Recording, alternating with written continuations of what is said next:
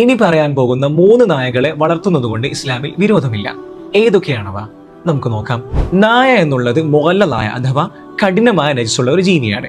നനവോടുകൂടി സ്പർശിച്ചാൽ 7 തവണ കഴുകണം. അതിലൊരു തവണ മണ്ണ് കലക്കിയ വെള്ളം കൊണ്ടായിരിക്കണം. ഇസ്ലാം ഒരിക്കലും നായയെ അവഗണിച്ചിട്ടില്ല. നായയോട് കരുണ കാണിക്കാനും അവർക്ക് നന്മ ചെയ്യാനും ഭക്ഷണം കൊടുക്കാനുമൊക്കെ ഇസ്ലാം പഠിപ്പിക്കുന്നു. അത് വളരെ പുണ്യമുള്ള കാര്യവുമാണ്. നായയുമായുള്ള സഹവാസവും സമ്പർക്കവും വർജിക്കാൻ വേണ്ടി നബി സല്ലല്ലാഹു അലൈഹി വസല്ലം തങ്ങൾ ഉണർത്തിയിട്ടുണ്ട്. അതുകൊണ്ട് തന്നെ നായയെ വീട്ടിലിട്ട് വളർത്തൽ അനുവദനീയമല്ല. എന്നാൽ 3 ആവശ്യങ്ങൾക്ക് വേണ്ടി 3 തരം നായ്ക്കളെ വളർത്താമെന്ന് നബി സല്ലല്ലാഹു അലൈഹി വസല്ലം തങ്ങൾ പഠിപ്പിച്ചിട്ടുണ്ട്. അതിലൊന്നാമത്തേതാണ് കൽബുൻ സ്വയ്യിബ്, വേട്ടയാടാൻ വേണ്ടി പരിശീലിപ്പിക്കപ്പെട്ട നായകൾ. പണ്ട് കാലത്തൊക്കെ വേട്ടമൃഗങ്ങളെ പിടികൂടാൻ വേണ്ടി നായകളെ പരിശീലിപ്പിച്ചിരുന്നു. അവയെ വളർത്താമെന്ന് നബി സല്ലല്ലാഹു അലൈഹി വസല്ലം തങ്ങൾ പറഞ്ഞിട്ടുണ്ട്. 2 കൽബുൻ മാഷിയ, ആടുമാടുകളെ പോലെയുള്ള 4 കാലി മൃഗങ്ങളെ സംരക്ഷിക്കാൻ വേണ്ടി അവർക്ക് കാവലിന് വേണ്ടി നായ്ക്കളെ വളർത്താവുന്നതാണ്. കൽബുൻ സിറ ആണ് 3ാമത്തേത്.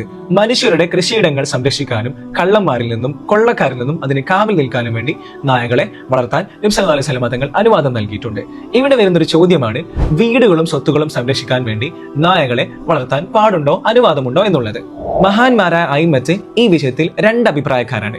നബി സല്ലല്ലാഹു അലൈഹി വസല്ലം തങ്ങൾ വളർത്താൻ വേണ്ടി അനുവാദം നൽകിയ കാര്യങ്ങളിൽ വീടിന്റെ സംരക്ഷണം ഇല്ല എന്നുള്ളത് കൊണ്ട് തന്നെ ഒരു വിഭാഗം പണ്ഡിതന്മാർ പറയുന്നത് നായയെ വീടുകളിൽ വളർത്താൻ പാടില്ല എന്നുള്ളതാണ്.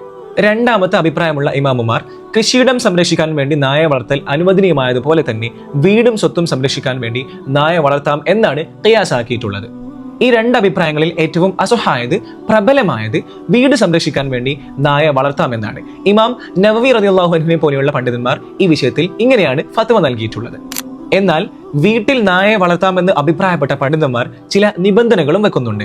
വീട്ടിൽ നിന്നും വളരെ അകലെയായി വീട്ടുപകരണങ്ങൾ സ്പർശിക്കാത്ത രീതിയിൽ, വീട്ടിൽ പ്രവേശിക്കാത്ത രീതിയിൽ വേണം നായയെ വളർത്താൻ. മറ്റൊരു നിബന്ധനയാണ് ലറൂറത്തിന്റെ ഘട്ടത്തിൽ മാത്രമായിരിക്കുക എന്നുള്ളത്. അതായത് വളരെ അത്യാവശ്യമായ സന്ദർഭങ്ങളിൽ, കള്ളന്മാരെ പേടിക്കുന്ന, പിടിച്ചുപറിക്കാരെ പേടിക്കുന്ന ഘട്ടങ്ങളിൽ മാത്രമേ നായ വളർത്താൻ അനുവാദമുള്ളൂ. അല്ലാതെ മറ്റു പെറ്റുകളെ പോലെ ചുമ്മാ വളർത്തൽ അനുവദനീയമല്ല.